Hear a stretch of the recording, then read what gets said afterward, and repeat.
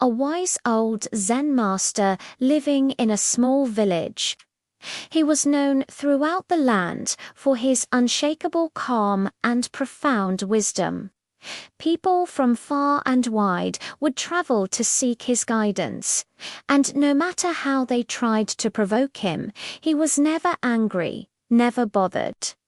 One day, a young, arrogant warrior heard about this master. He was famous for his short temper and his ability to insult and enrage anyone. The warrior thought, this old man can't be for real. I bet I can make him angry. So he traveled to the village, found the master meditating under a large tree, and began his verbal assault. He hurled every insult he could think of. He called the master a fraud, a coward, a fool. He mocked his teachings and his followers. He insulted his ancestors.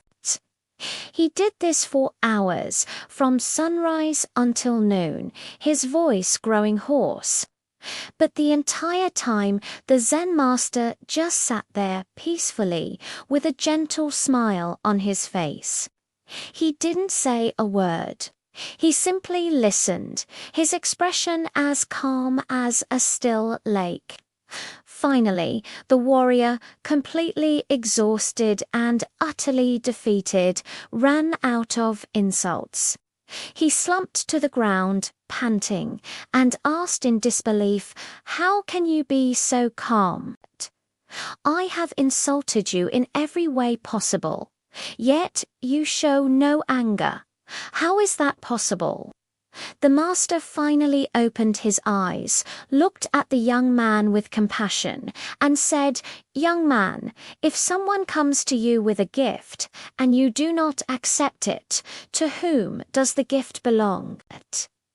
The warrior was confused by the question, but replied, "Well, if I don't accept it, it still belongs to the person who tried to give it to me."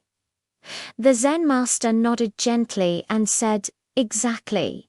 The same is true for your anger and your insults. You came here today with a gift of anger and hatred, but I have chosen not to accept it, so it still belongs to you. You are the one who must carry it." Let that sink in for a moment. Anger, insults, criticism, they are gifts, and you have the absolute power to decide whether or to accept them. Think about it. When someone is rude to you, they are essentially trying to hand you a package filled with their own negativity, their own frustration, their own problems. It has nothing to do with you. It's their stuff. And just like you wouldn't accept a gift you don't want, you don't have to accept their emotional baggage. You can simply refuse it. This simple shift in perspective is the key to unshakable inner peace. So, how do we apply this in our daily lives? It starts with mindfulness. The next time someone says or does something that triggers you, pause, just for a second.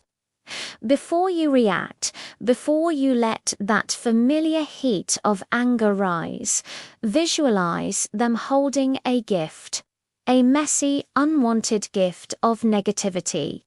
And in that moment, make a conscious choice. Ask yourself, do I want to accept this gift? Do I want to carry this burden for them? The answer almost always will be no. You can mentally say to yourself, "Thank you, but I don't accept this. This gift belongs to you." It's not about ignoring the person or pretending it didn't happen. It's about recognizing that their anger is their problem, not yours. You can still respond, but you respond from a place of calm and control, not from a place of reaction.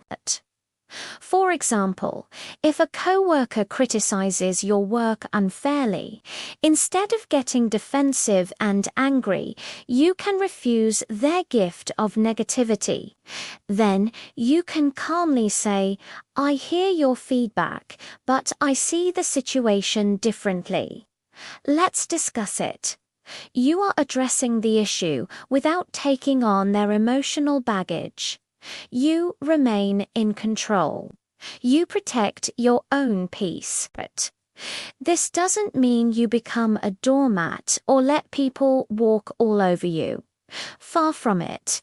Setting boundaries is crucial. Refusing the gift of anger is an internal process. Setting a boundary is the external action you take to protect your space. You can say, "I will not be spoken to in that tone," or "this conversation is unproductive, so I'm going to step away." The difference is you're doing it from a place of strength and self-respect, not from a place of anger or hurt. You're not accepting their gift, and you're also showing them where the line is. You're teaching people how to treat you. Practicing this technique requires patience with yourself. You've likely spent years automatically accepting these gifts without even thinking about it. It's a habit. The first few times you try, you might still feel a flicker of anger. That's okay. The goal isn't to be a robot with no emotions. The goal is to be the master of your emotions, not their slave. With practice, the pause between the trigger and your response will become longer and more natural. You'll find yourself observing the situation with a sense of detachment, almost like you're watching a movie.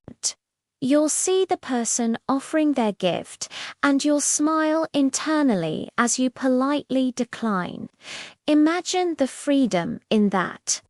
Imagine going through your day knowing that no one, absolutely no one, has the power to ruin your mood unless you give them that power.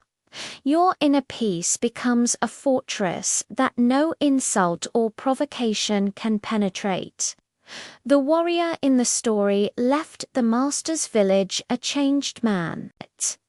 He finally understood that true strength wasn't in his ability to provoke others, but in his ability to control himself. The most powerful person in any room is the one who is in control of their own inner state. So, the next time someone tries to hand you their anger, remember the story of the Zen master. See the gift in their hands and make a conscious choice. Say to yourself, "I do not accept this gift. It's yours to keep." By doing this, you're not just protecting your own peace. You might even be giving them a moment to reflect on the heavy burden they're carrying. You are taking back your power, one unaccepted gift at a time. This isn't just a clever story. It's a practical guide to emotional freedom. Try it. You'll be amazed at how quickly your world changes when you stop letting other people's baggage become your own. Thank you so much for watching. If this story resonated with you, please give this video a thumbs up and share it with someone who might need to hear this message. And don't forget to subscribe for more content to help you live a calmer, happier life. I'd love to hear your thoughts in the comments below. Take care and be well.